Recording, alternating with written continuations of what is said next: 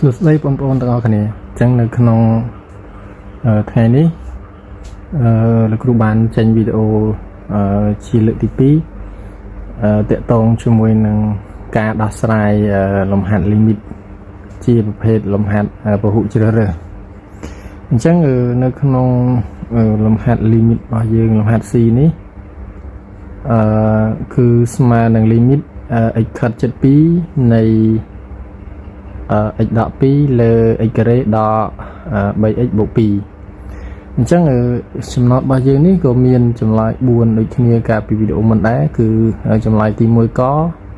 c ស្មើ2ហើយចម្លើយខc ស្មើដក2ចម្លើយក c ស្មើ1និងចម្លើយខ c ស្មើដក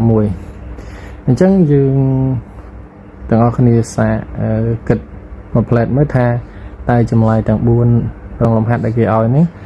ចម្លើយមួយណាគឺជាចម្លើយត្រឹមត្រូវរបស់ limit របស់យើងនេះ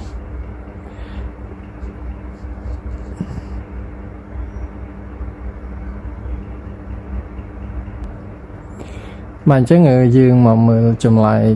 វិញម្ដងយើងអញ្ចឹងចំពោះការគណនា limit បាទចំពោះការគណនា limit គឺយើងអត់ចោលទេគឺការចំនួនលេខដើម្បីរករៀងរបស់ limit អញ្ចឹងយើងសាកយកលេខតម្លៃខិតចិត្តហ្នឹងយើងយកទៅជួសជុល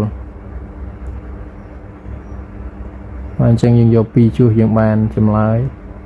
2ដក2លើបាទនេះ x ការ៉េនិយាយទៅជា4ដក3គុណ2បាន6បូក2អញ្ចឹងយើងទូទាត់ទៅយើងបានភាគយកបាន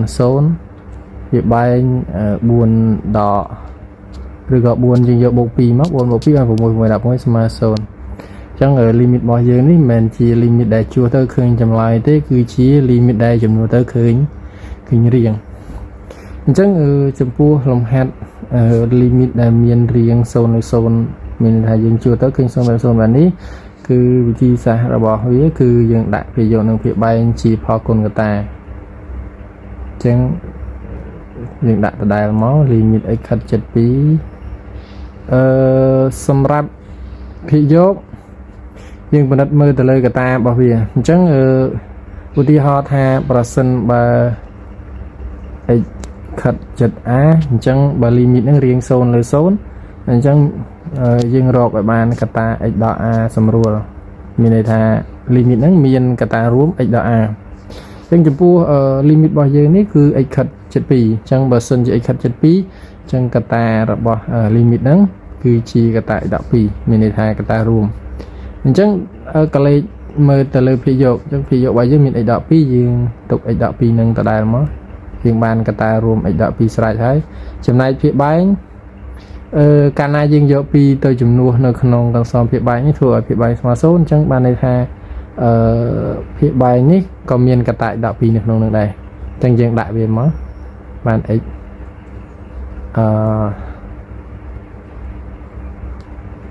បាទយើងបាន x ដក 2បាទកតា x ដក 2ហើយកតាមួយទៀតដោយសារវាជាកន្សោមនៅក្រេទី2អញ្ចឹងដើម្បីគណនាវាយើងយក x ការ៉េចែកជាមួយនឹងតួ x នេះយើងបាន x ហើយតាមទៀតយើងយកតួចុងបាទតួចុងបូក2បូកចែកនឹងដក2នេះយើងបានដក1តាមទៀតនៅពេលដែលយើងបានកតារួមហើយយើងធ្វើការសម្រួលកតា x ដក 2ចោលអញ្ចឹង limit របស់យើងនៅសល់តែ x ខិត72ប្រភាគរបស់យើងភាគយកយើងសម្រួលអស់នៅសល់1ភាគបែងយើងសម្រួលកតា x ដក 2ចោលអញ្ចឹងនៅសល់កតា x ដក 1អញ្ចឹងក្រោយពីសម្រួលរួចយើងឃើញ limit ថ្មីរបស់យើងចំនួនតម្លៃ x ចូលវិញដើម្បីរកចម្លើយរបស់ limit យើងអញ្ចឹងយើងយក2ជួសចូល